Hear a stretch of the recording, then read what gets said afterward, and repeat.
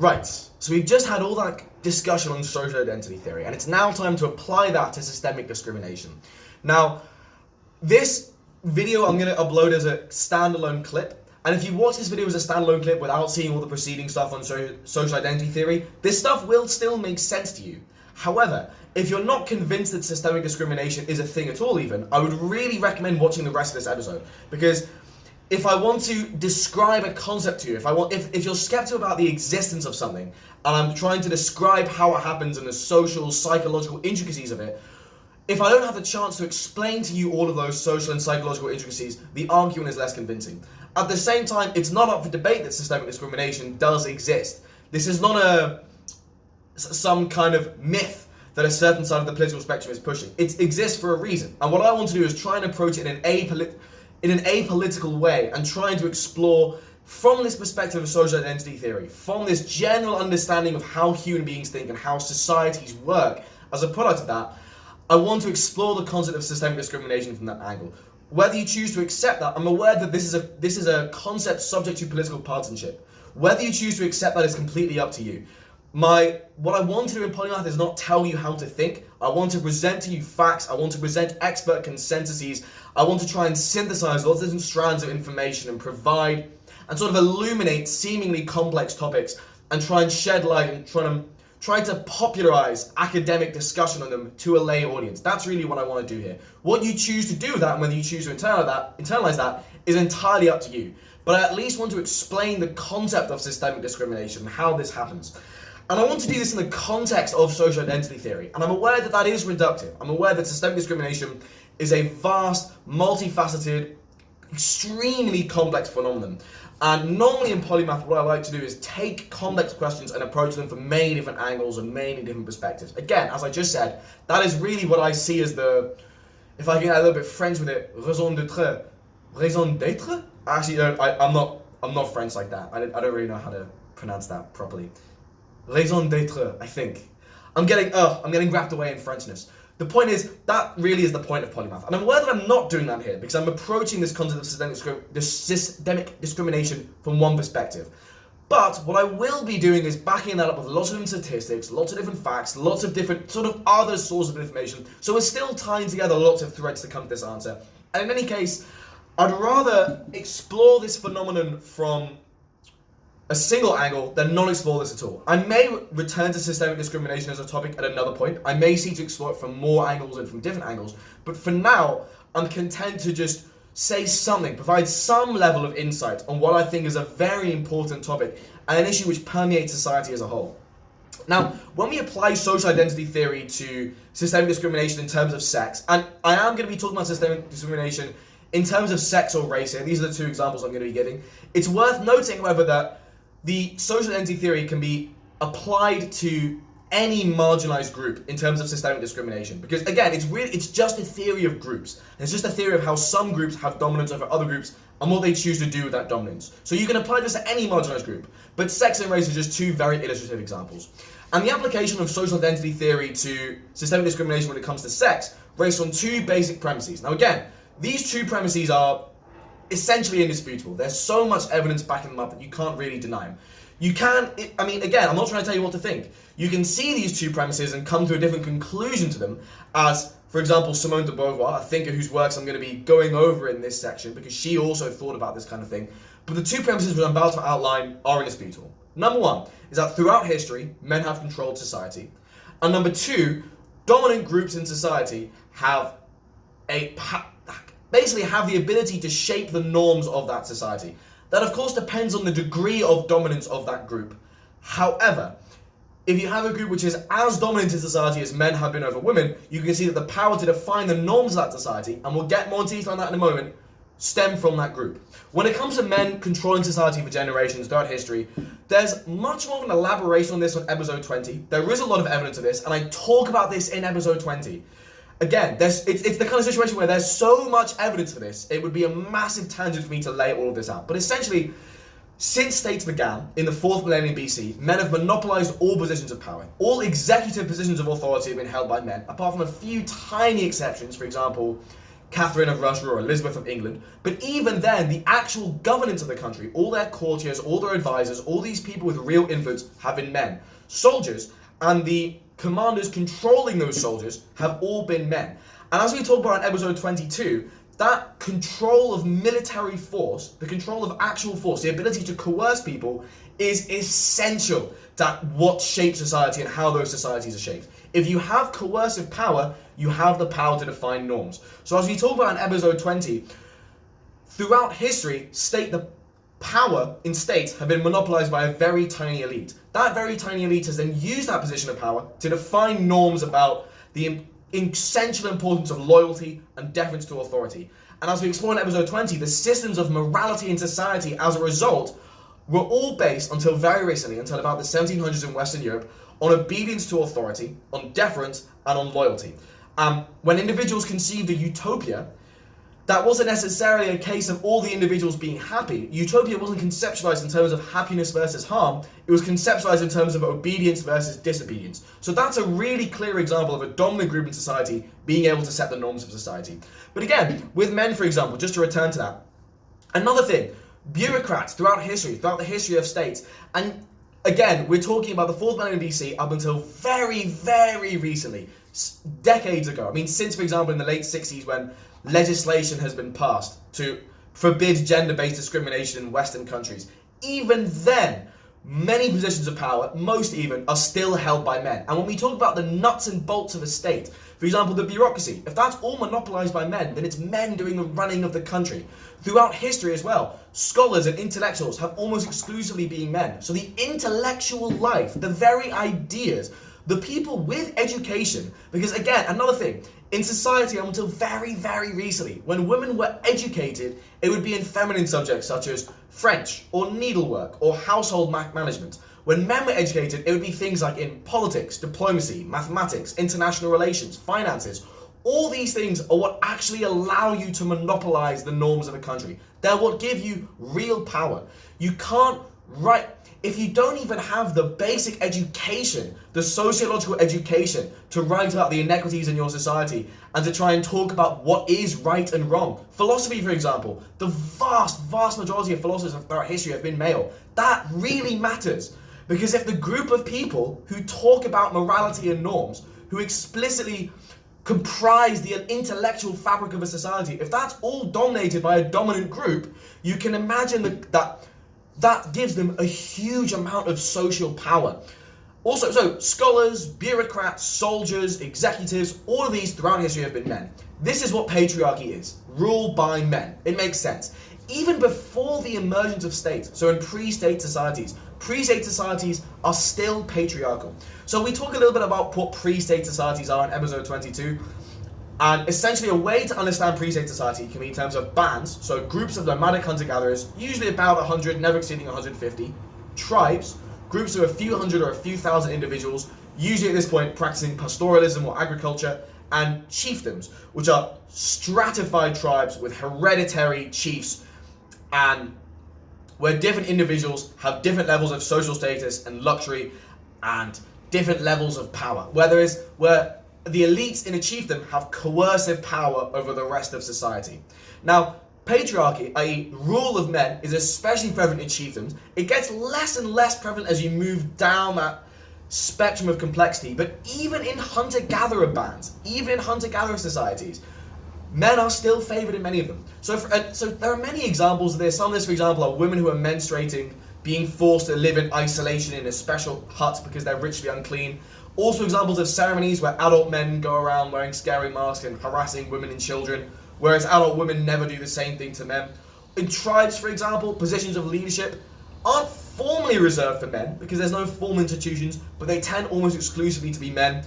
Different hunter-gatherer bands show different levels of patriarchal impulse based on different factors. A big one is how warlike they are. So warlike hunter-gatherer societies tend to be much more brutal and less egalitarian to women. More egalitarian and peaceful hunter-gatherer societies, more peaceful hunter-gatherer societies tend to be more egalitarian based on gender. For example, the Kung tribe in the Kalahari Desert are famously quite equitable when it comes to gender, but there are still very subtle norms and ceremonies in these kind of groups, like for example religious ceremonies of adult men going around scaring women, which still hint at some level of imbalance. But again, this imbalance is really only clear when it comes to the formation of states. And again, I mean, if you're a woman in a state, until very, very recently, your feelings and opinions simply didn't matter. To use an extreme example and a content warning, in ancient Rome, if a woman was raped, the crime was not against the woman, it was against the male head of her family, her patriarch, her paterfamilias, for the violation of his property. The woman herself was not. The state did not care about the feelings of the woman, it was about the feelings of the paterfamilias. That is very, very telling. So, again, that's one indisputable premise. Another indisputable premise, individuals who are the dominant group in society get to define its norms. We've sort of explored that as well. Now, remember, nowadays in the West, women are legally equal to men, and have been so since about the late 1960s. Remember, not elsewhere. This is just the West. This is just a minority of all the societies in the world. And later we'll talk a little bit about the rights. Sorry, I just dropped my blue tack. The rights and treatment of women in a much less gender equal version of the region of the world, the Middle East and North Africa. But remember, first of all, despite the fact that women are now legally equal to men, that's not the same as being culturally equal to men. We're going to explore that much more later, but just keep in mind that just because men and women have equal rights, that doesn't mean they'll actually be treated the same in society. That doesn't mean that the level of respect given to a woman is going to be the same as the level of respect given to a man. For an example in the 70s, even though women were legally allowed to work, gender roles and expectations of gender were still strongly in favor of women staying in the home and of female submission and subordination to men. As a woman, you were looked down on if you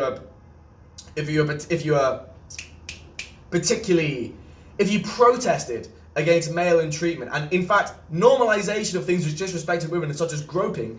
Individuals who protested against such normalization were deemed as hysteric or crazy or far left or radical. You see this even nowadays with the modern Me Too movement, which has been much more recent. The dismissal of female experiences in that is some indication of the enduring cultural difference between women and men in society. But we're going to get into that much, much more later.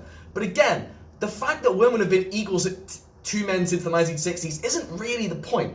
Because the point is that actually the norms that you inherit in a society, the normatives of society as a whole, and again, we're talking about Western society here because the normatives of non-Western societies are even less favourable of egalitarianism to women and still explicitly feature legal discrepancies between men and women. For example, in the Middle East and North Africa, but we'll get into that later. But anyway, these normatives are generated, they're what a really wonderful historical Lenin Wolf calls the dead hand of history. They're the result of previous generations. The norms that we have in society are the accumulation of hundreds and hundreds of years of how society has worked. These norms are inherited. They have not been fabricated since the late 1960s. So don't think that just because women have gained legal equality to men, that automatically means the norms of society has changed, because those norms were formulated in an environment where women were explicitly and legally conceptualized as inferior to men. So, there are these two basic premises. Now, what I'm about to talk about is how systemic discrimination works on the back of these two premises. And again, I'm aware this is a politically charged topic, and I'm not trying to tell you what to think. However, those two premises are fact. You may choose to agree with them or not. You don't need to, but they are fact. Your acceptance of it does not change them. So, what I'm going to talk about now is about the ideas of this person called de Beauvoir, Simone de Beauvoir, this French philosopher and social theorist and writer who wrote this book in 1949 called The Second Sex. And what it really does is sort of apply all of these ideas of social identity theory and drawing on these two premises that we've just talked about to the status of women and how systemic discrimination persists as a result. So Simone de Beauvoir basically points out that throughout history, women have been excluded from all decision-making moments of history. So all the great treaties, all the great conferences, all these great international meetings. So at the Treaty of Westphalia, at the Treaty of Versailles, at the events of the French Revolution and the Russian Revolution, all these great junctures in history, women have been excluded from them. Powerful women throughout history, such as Elizabeth and Catherine of England and Russia respectively, when they do occur, have still had to rule and govern through men, so their bureaucracies, and they were only able to take power in the first place because no one else was available. De Beauvoir basically argued that, again, as we talked about, because men have controlled society for generations, they get to control the norms of society. But that means that not only do they get to define the norms of their own in-group, because again, without power imbalances, in-groups can define their own norm. For example, the music society in your university or school or whatever gets to define its own norms. Now in that case, the normatives of that society are just practicing regularly and turning up on time. Obviously, the norms in society are very, very different. But the point is that men, as the dominant group in society, have had the freedom to shape the norms of their own in-group. That is, of being a man. And as you can imagine, the norms that they've created for that group are very positive. Men in loads of different cultures and different belief systems and different religions and different traditions are consistently represented as a sort of active, rational, assertive, confident, doing sex. Whereas, however, because men have had control over society as a whole, they don't just get to decide what the norms of being a man are, they've also been able to decide the norms of what it means to be a human and what it means to be a woman. So, again, individuals, just as a general rule, as proved by the minimal group study, seek optimal distinctness. They want to maximize the difference in status between their in-group and other groups if possible. Individuals have a natural inclination to want to be at the top of a hierarchy of groups and to maximize that difference between them. So as a result, women have been set up throughout history, throughout cultural representations, as a sort of second sex, as a foil of what it is to be a man. Because in the pursuit of optimal distinctiveness, in labeling masculinity with all these positive qualities, the inverse of these positive qualities has fallen to femininity. So women have traditionally been described as passive, subordinate to men, irrational, hysteric, undeserving of education, incapable of education, etc., etc., etc. Now again, what's very interesting is that so Jordan Peterson, for example, in his book, essentially notices this actually. So he concedes this. He actually says, throughout history, masculinity has always been represented as the sex representing activity and doing and shaping the world, whereas femininity and women have always been represented as passivity. But the conclusion that he draws is not that that's the result of how human beings behave, but rather it expresses some kind of fundamental biological truth about men and women.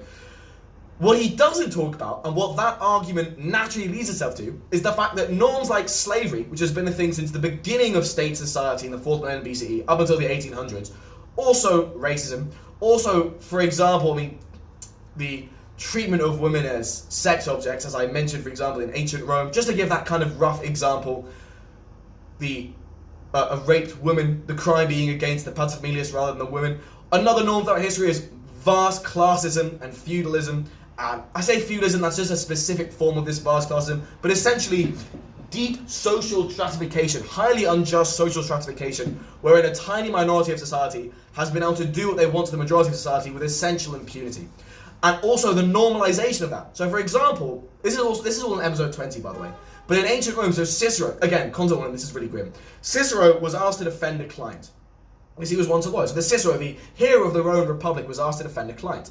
And the prosecutor, in an attempt to defame the client, accused the client of raping a 12-year-old girl really violently.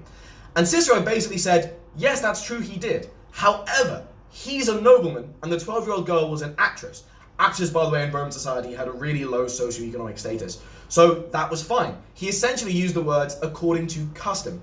And the prosecutor just dropped the line of defense because everyone else there agreed with him, because that was normalized in society. So you have all these normalized beliefs in society about inequity. Jordan Peterson does not say that feudalism or racism or slavery are some kind of deep biological truths, but he does argue that in the context of women, that there is some kind of deep biological truth being expressed there.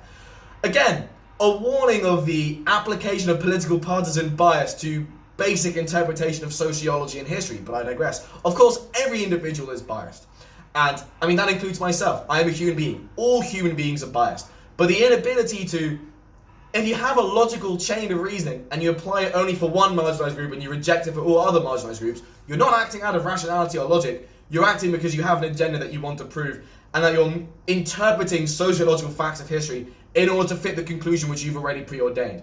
You're not going from data to theory, you're shifting you're not deriving theory from data, you're shifting the data to fit the theory. But anyway, I digress. So, another thing. So, male norms, female norms. Women have been sort of defined as this kind of second sex. They've been defined in relation to men, rather than as individuals in their own right, because they've been defined as foils to men.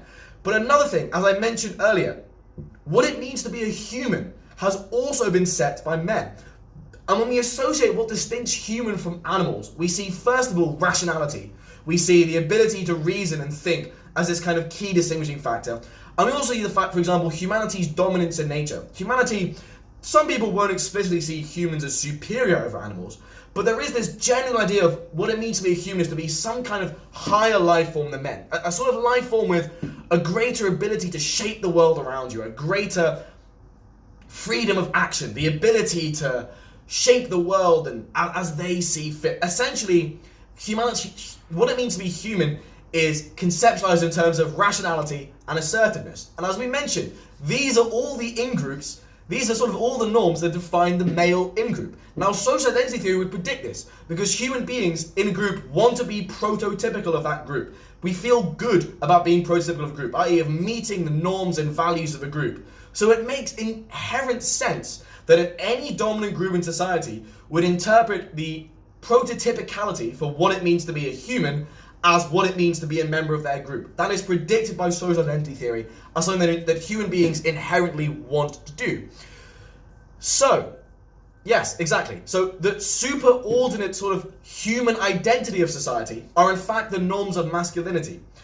Again, that's very, very important because people enjoy having a superior social identity. And again, as I mentioned earlier, it provides a sucker for being a sucker. God, what am I saying? That's so like, it's not even Victorian, that's almost Shakespearean. It provides a sucker for feelings of personal inadequacy in one's own personal identity. So it completely makes sense that that would be the way that masculinity and humanity were defined. And that these norms are extremely pervasive throughout society. And in fact, even though, for example, men can love their wives and fathers can love their daughters, that takes place within a framework of these norms. Throughout history, for example, in the 1600s, 1800s, 1900s, whenever, that basic normative framework has been the state of all of this love. So that love and affection has been real, but it's on a basis of basic social inequality. There is a basic conceptualization of the norms of femininity versus the norms of masculinity in a way that favors the latter in expense of the former. And that these norms pervade all of society because the institutions in a society, the police, the law courts, the bureaucracies, the governments, the schools, the universities, all of these are staffed by people. Individuals are human construct that ultimately consists of the individuals inhabiting them. And if those norms become entrenched in the minds of those individuals, residing as they are in this society, those norms then become the case in those institutions. And the whole process becomes structural. It becomes established. Structural basically means, again, in the structures of society, in the systems of society, the way that it all comes together. If that basic form of normative discrimination is entrenched, then that is what structural misogyny is. That is what systemic discrimination is. It's a discrimination as a result of the systems, the institutions, the structures of society, all being pervaded with these same set of norms. So an example of this, for example, is the norm of women should not be educated. Now, women gained the legal right to be educated. I mean, I don't even think there was ever, even in the Victorian era, some kind of legal, there was never a legal prohibition in England, for example, for women to be educated. However, even despite the absence of a legal enforcement for that, women were still not educated for the vast majority of state society. That's only changed in the 1900s. And even then in the early 1900s, it still was very much not a thing in Western societies. That norm persisted despite the fact of legal enforcement. And that basically means that as a result of women not being educated, all the people in positions of power in society, all the bureaucrats, all the diplomats, all the scholars, all the intellectuals, all the philosophers were men. Because this whole process is self-perpetuating. It's a positive feedback loop. And if the structures of society, for example, universities, becomes enmeshed within those structures. Because if the norms dictate that women shouldn't be educated, they will never have the power to change those norms. It becomes much more difficult for women to gain the strength as a social group to try and redefine social norms. So you get this positive feedback loop. And again, as we talked about earlier in the sort of first part of this, psychological effects maintain that positive feedback loop. So for example, stereotype threat. When you believe, for example, when you're exposed to negative stereotypes about yourself, you will do worse in those various tasks. Or the Pygmalion effect. People live up to their expectations of them. Or the snowball effect. Individuals who are believed to have a certain characteristic by other individuals, by behavioral conditioning, eventually become closer to those assumed characteristics. All these psychological and structural effects. So it's a psychological and a sociological process. This idea of systemic discrimination not only persists in the minds of individuals in that society, but because it persists in the minds of individuals in that society, it becomes structural, it becomes institutionalized. So when people talk about institutionalized sexism, institutionalized racism, that's what that is, for example. So just a sort of study actually sort of seeking to investigate this empirically, and there have been loads of studies on this. I'm just going to give you one example by this guy called Mosrakrusen et al. In 2012. His name is not Mosrakrusen et al. Et al. Is a sort of, it basically means and others. It's just Latin for and others. So when you're discussing the authors of a study and it's 3 or more people, or sometimes 4 or more people, you just say the first name and then et al. Which is a bit like shit if you're like the second or third guy, because you're like, you nearly got there, you nearly had it, but that's just the convention. So what they basically did was they got a bunch of people, 127 members of science faculties in university faculties across the USA. Now, it's worth noting, university faculty staff are more likely to be left-wing than members of the general population. It's correlated with leftism. So these are already people who would probably mostly see themselves as progressive and who would say that they dislike sexism. But when they were actually given, so they were basically given the CVs of students, right? And they'd be given CVs from different students, but different people in this sample would get the same CV. But some people would get that CV with a woman's name, some people would get that CV with a man's name. And in fact, participants rated the students' perceived competence as lower if it was a female name. They rated their own likelihood of hiring them as lower if it was a female name. They cited the kind of annual starting salary that they'd offer as lower if it was a female name. And they mentioned that the amount of mentoring they would provide to the student as lower if it were a female name. So again, that's not about how much mentoring you provide to a student, that's the snowball effect. That's the stuff that we talked about with teaching. So both male and female faculty members, that's really important, viewed the female student as being less competent and were less likely to hire them, would start them on a lower starting salary and would give them less mentoring, essentially.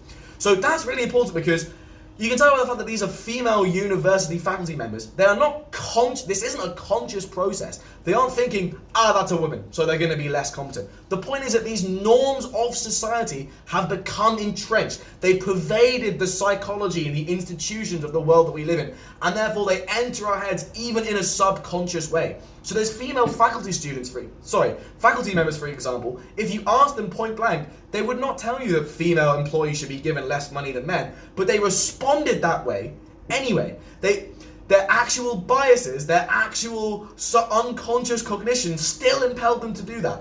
That is what is meant by systemic discrimination. The norms of society have a powerful effect on individuals unconsciously. It's not just stuff that's in our conscious awareness. It affects the very fabric of how we act. Because if female university faculty members can act like that, can kind of implicitly, unawarely rank female employees as having lower value than male employees, you can imagine not only the pervasiveness of sexism in society, but also in an individual who is more conservative, who isn't a progressive female university faculty member. What kind of views would they be having then? What magnitude of workplace effects would we be seeing then? Again, all of this is very, very relevant, and especially the fact that it's in 2012 as well. So this is long after women have had legal equality to men. But you can see that these norms, which we've inherited from generations past, the dead hand of history, still weighs on us because these norms haven't gone away. So, again, you can make women, so the point that I want to make here is, sorry, I'm stuttering a little bit because I'm transitioning between 2 different phases of notes. My brain's it's sort of juggling different documents to refer back to, so I'm sorry, I really hate to be clumsy here.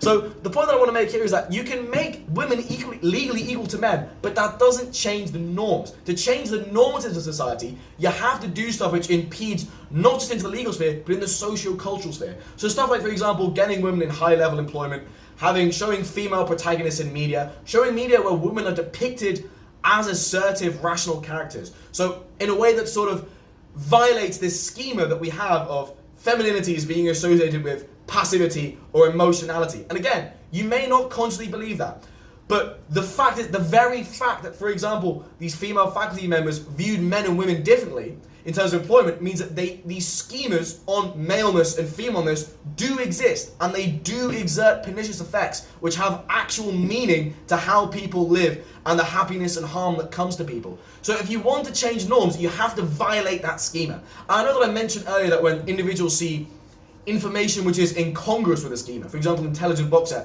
they tend to phase it out. But with repeated exposure, with repeated conditioning, that can be changed. And there's also the fact that schemas are formed by our environment anyway. So if you take a young kid and all the media you show, all the TV shows, all the films, all the games, all the books, show women as powerful, well-developed, rational, active, doing characters rather than just foils to male characters, then that could lead to a very different schema on femininity emerging. I mean, the Bechdel test is a really great example of this, because the Bechdel test, what it's really measuring is whether a piece of media reinforces that schema. Because if women are only conceptualized, if the only value of women in media is to be some kind of assisting player to a male character, then that reinforces that schema of femininity as being inherently related to passivity. Now, again, you may dislike things like employment quotas for women for political reasons. Again, that's fine. I'm not trying to tell you how to think. The point I'm just trying to make is that in order for norms to change in society, it's not enough to just enact a law and call it a day. And again, when we talk about workplaces, for example, if workplaces are traditionally spaces dominated by men, and when these norms of femininity persist, you can make it illegal to actually formally discriminate against women, but individuals may choose to do that anyway, as we saw with the study that I just cited from 2012, because of these pre-existing norms that already exist. So modern feminism, so what is known as third wave or sometimes fourth wave feminism, seeks to do is exactly this. The whole point of modern feminism, regardless of what you may have been told about it, really is to change the norms of society such as that women and men have a cultural parity. So the first wave of feminism, the suffragettes, for example, gave women political rights. The second wave of feminism in the 1960s, for example, culminated in a full complement of civil and political rights for women being gained. However, that did not translate into normative change in society.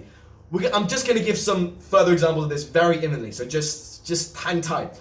This is what modern feminism is essentially trying to do. It's going beyond the legal level and looking at the cultural level. And again, there's huge amounts of misrepresentation of what feminism is online. It's not the same thing as misandry, which is the dislike of men. It involves the condemnation of men who do bad things. For example, the Me Too movement, but it doesn't make...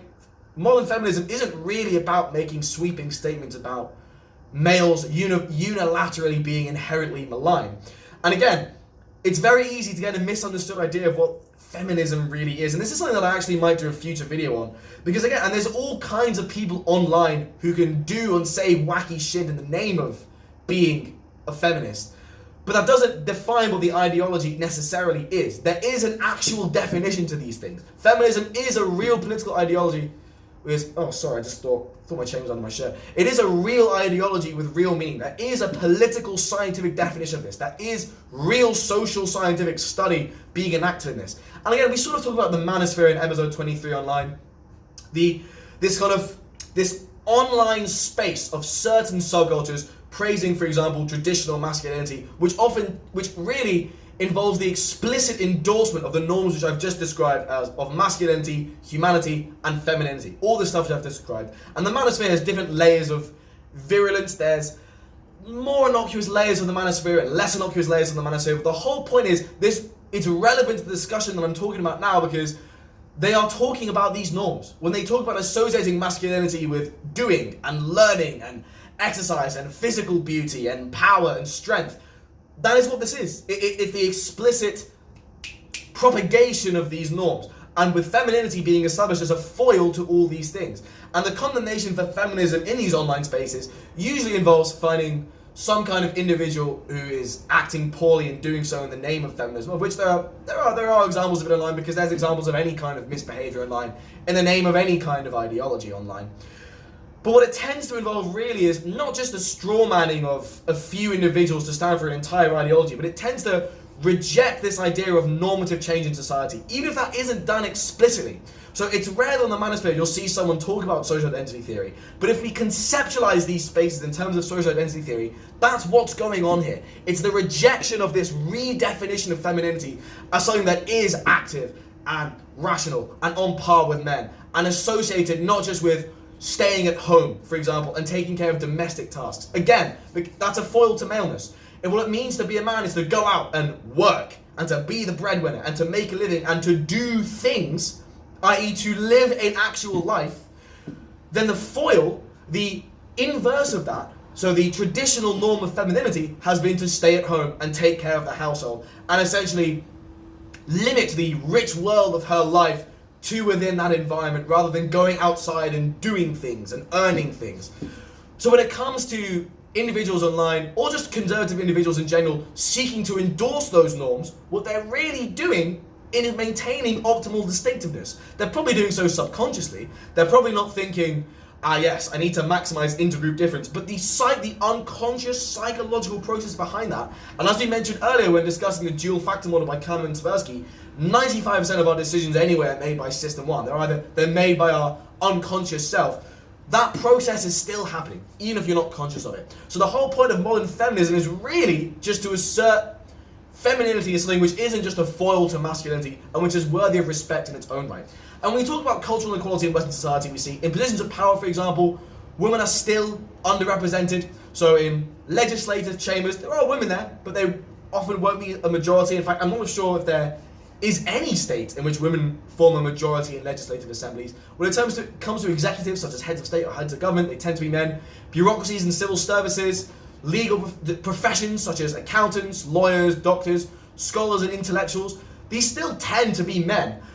But also in lots of different media, so the Bechdel test is not just a criticism of media in the 1900s, it's still relevant today. There are still many books and films and TV shows where these norms of masculinity and femininity are still propagated.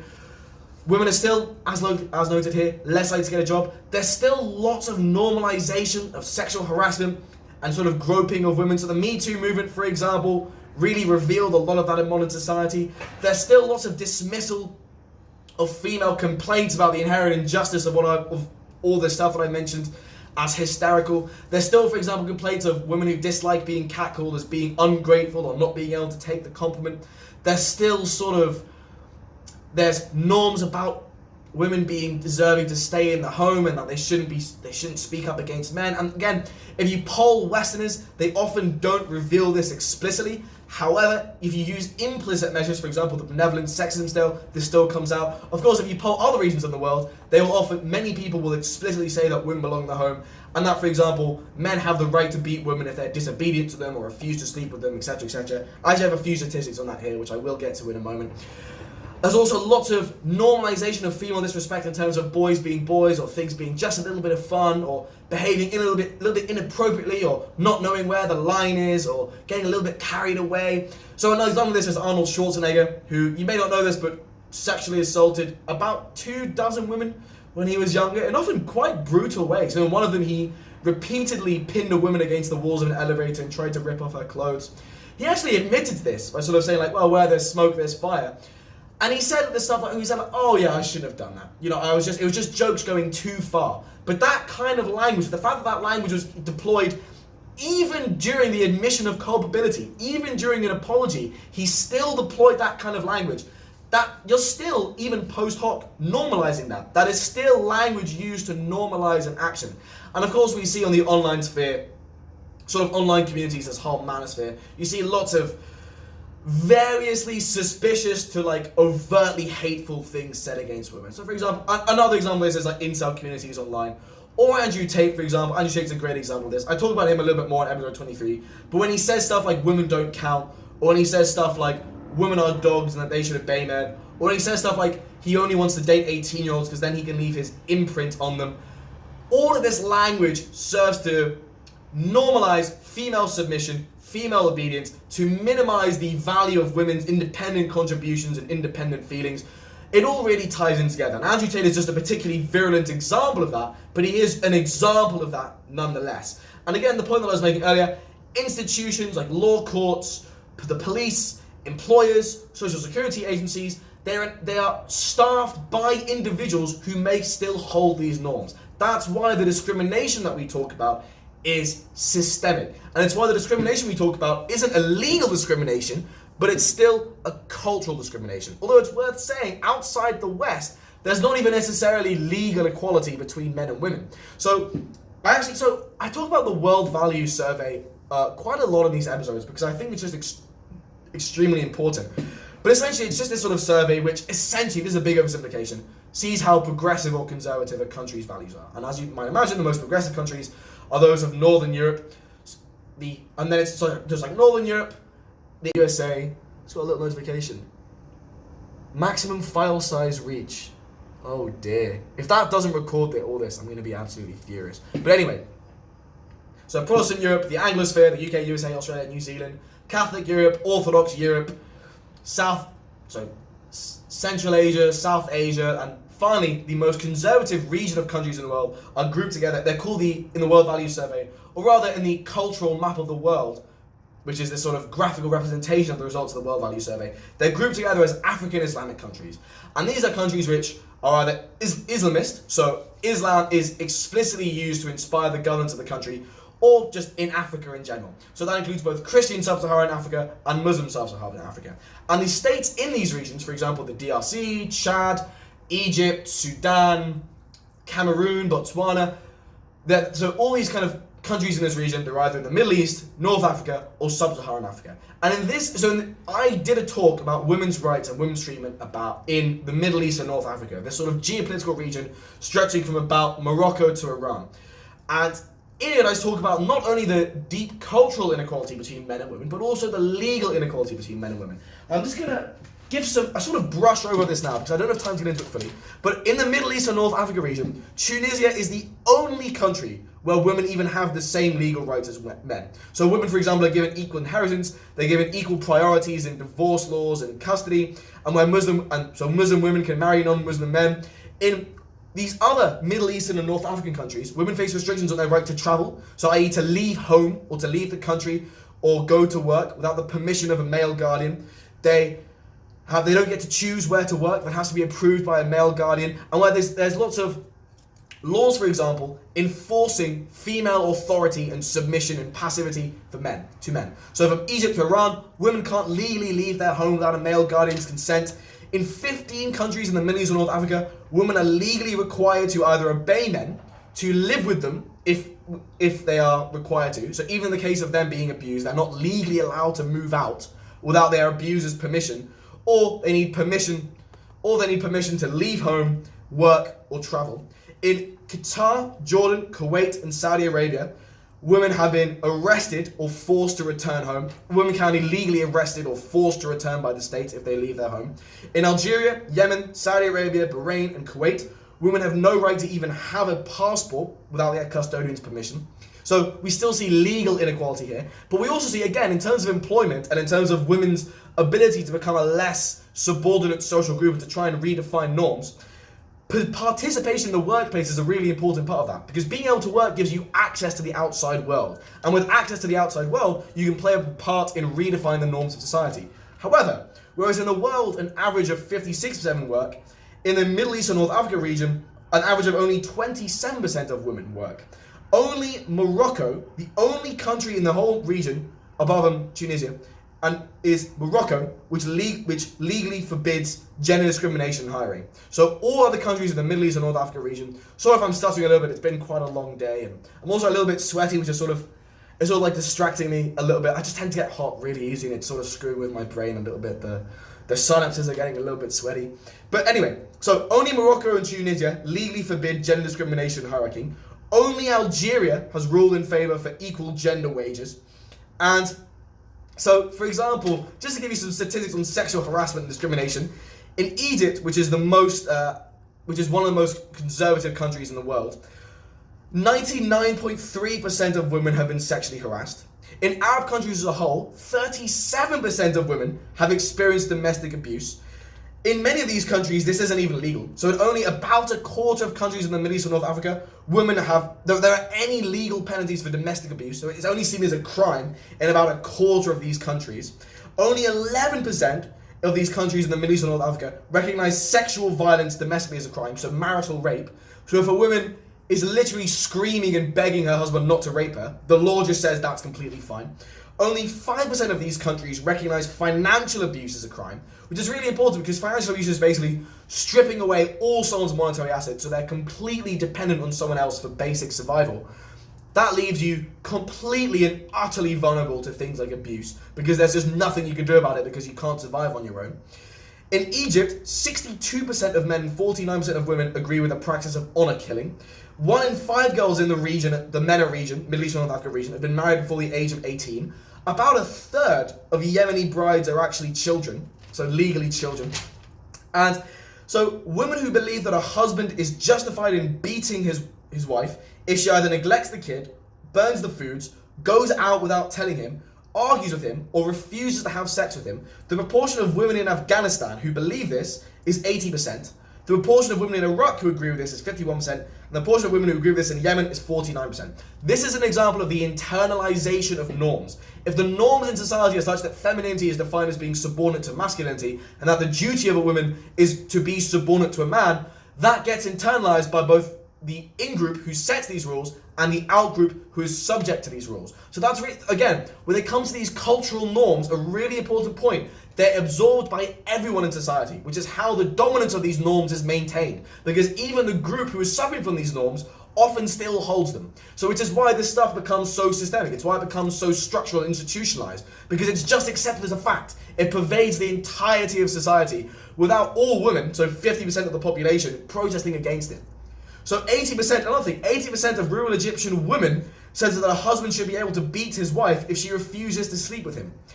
And 71% of Palestinian husbands and 64% of Palestinian wives agree that husbands should have the right to beat wives if they are unfaithful to them.